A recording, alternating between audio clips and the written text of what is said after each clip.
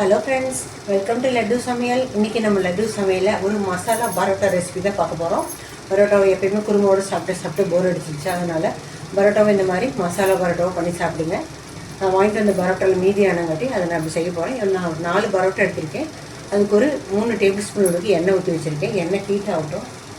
தாளிப்புக்கு அதுக்கெல்லாம் எதுவுமே வேண்டாம். 2 பெரிய வெங்காயம் ஸ்லைஸாக கட் பண்ணி வச்சுருக்கேன், அதை சேர்த்துக்கலாம். இது டேஸ்ட்டாக இருக்கும் இந்த மாதிரி செஞ்சு சாப்பிடும்போது.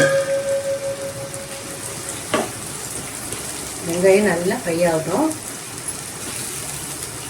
வெங்காயம் சீக்கிரம் வதங்கிறது கொஞ்சம் உப்பு போட்டுக்கலாம். கொஞ்சமாக கருவேப்பிலை சேர்த்துக்கலாம். கட் பண்ணி இந்த ஃப்ளேவர் நல்லா இறங்கும். வெங்காயம் இந்த அளவுக்கு நல்லா கொஞ்சம் ஃப்ரை ஆன வாட்டி 1 ஸ்பூன் அளவுக்கு இஞ்சி பூண்டு பேஸ்ட்டு சேர்த்துக்கலாம். இஞ்சி பூண்டோட பச்சை வாசனை போகட்டும். அதோட நான் 2 தக்காளி கட் பண்ணி வச்சுருக்கேன், அதையும் சேர்த்துக்கலாம்.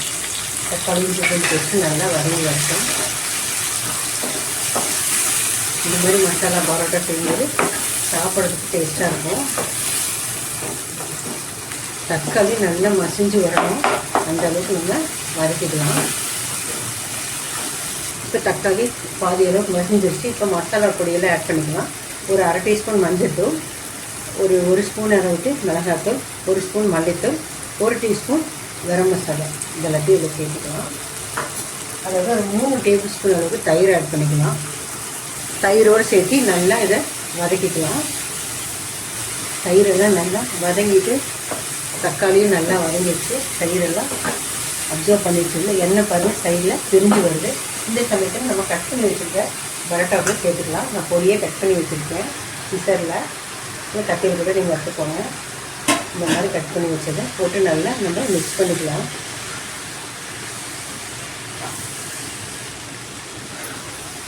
நல்ல மசாலா எல்லா பரோட்டாலையும் போடுற மாதிரி நம்ம நல்லா மிக்ஸ் பண்ணிக்கலாம்.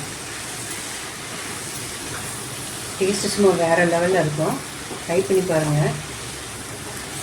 குழந்தைங்களுக்குள்ள செஞ்சு கொடுத்தீங்கன்னா ரொம்ப பிடிக்கும். இப்போ மிக்ஸ் பண்ணிட்டோம். இதுலேயே இன்னும் டேஸ்ட் கொடுக்கறதுக்காக 1 டேபிள் ஸ்பூன் அளவுக்கு red chilli sauce, 1 table spoon tomato ketchup, தக்காளி சாஸு,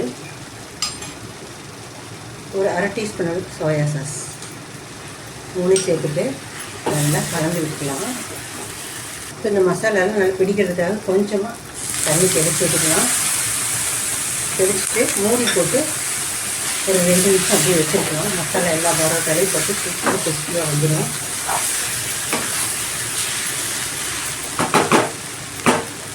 நம்ம மூடி போட்டு லோ ஃப்ளேமில் ஒரு 2-3 நிமிஷம் இருக்கட்டும்.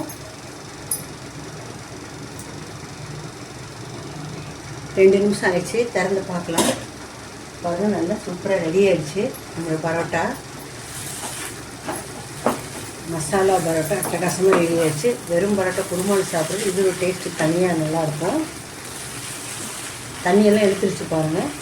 பரோட்டாவும் கொஞ்சம் சாஃப்டாகிடும் சாப்பிட்றதுக்கு. மசாலாவும் நல்லா பிடிக்காததுக்கு தண்ணி தெளித்தேன்.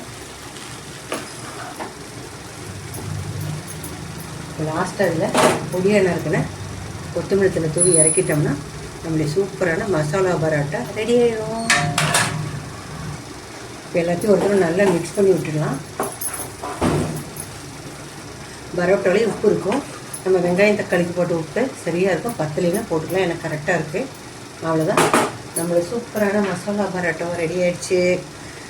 நீங்களே இதே மாதிரி ட்ரை பண்ணி பாருங்கள். பிடிச்சிருந்தால் லைக் பண்ணுங்கள், ஷேர் பண்ணுங்கள், கமெண்ட் பண்ணுங்கள். என்னோடய சேனலை சப்ஸ்கிரைப் பண்ணுங்கள். மறக்காமல் பெல் ஐக்கானை கிளிக் பண்ணுங்கள். தேங்க்ஸ் ஃபார் வாட்சிங்.